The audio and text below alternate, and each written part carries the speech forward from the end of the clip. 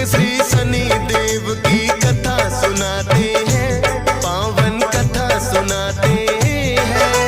शनि देव कलयुग के न्यायाधीश कहते हैं, हम कथा सुनाते हैं। हम सूर्य पुत्र श्री शनि देव की कथा सुनाते हैं, पावन कथा सुनाते हैं। शनि देव कलयुग के न्यायाधीश कहते हैं, हम कथा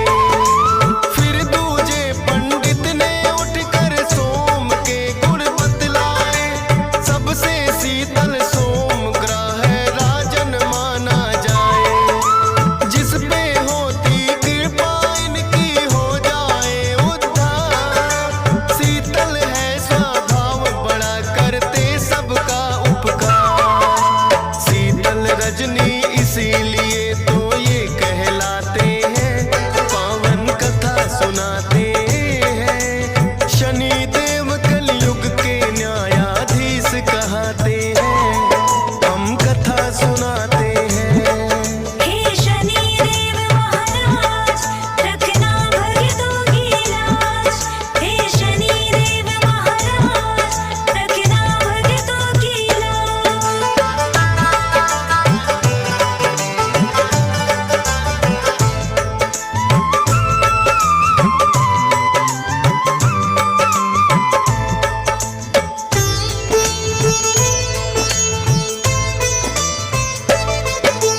तीसरा पंडित बोला, मंगल ग्रह है मंगलकारी, अनहित ना ये करे किसी का, ऐसे है उपकारी।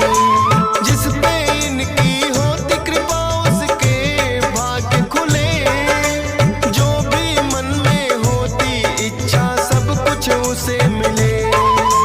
चौथा पंडित बोला, बुद्धिग्राही सबसे महान, जिसकी राशि में होते उसका बढ़ जाए मान। बुद्धि ग्रह की जिस पे राजन कृपा हो जाए, सुख संपत्ति धन वैभव सब उसके घर आए। कोई मुश्किल ना आए जो कृपा पाते हैं, पावन कथा सुनाते हैं। शनि देव कलयुग के न्यायाधीश कहते हैं, हम कथा सुनाते हैं। हे शनि देव महाराज, रखना भक्तों की लाज। हे शनि देव महाराज, रखना भक्तों की लाज।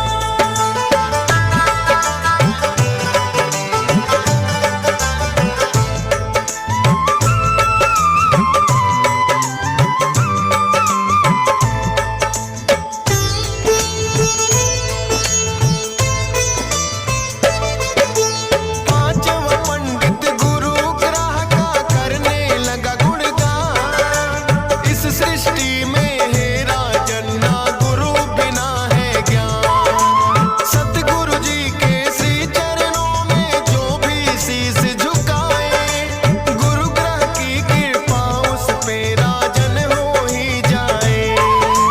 छठवें पंडित ने उठकर फिर शुक्र की महिमा गाई, सभी ग्रहों में राजन शुक्र ग्रह है शुभ फलदाई। शुक्र ग्रह जिसकी राशि में करते हैं प्रवेश, सुख और शांति घर में रहती ना हो कलह कलेश। ताप और संताप सभी उनके मिट जाते हैं, पावन कथा सुनाते हैं। शनि देव कलयुग के न्यायाधीश कहते हैं, हम कथा सुनाते हैं। हे शनि देव महाराज, रखना भक्तों की लाज। हे शनि देव महाराज, रखना भक्तों की लाज।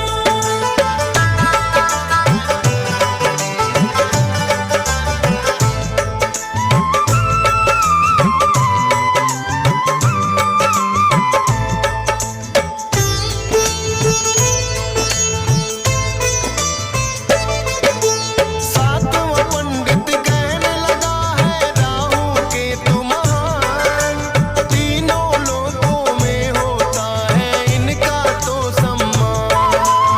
दया दृष्टि राजन इनकी जिस पर हो जाए, जीवन में फिर कोई बाधा ना प्राणी पर आए।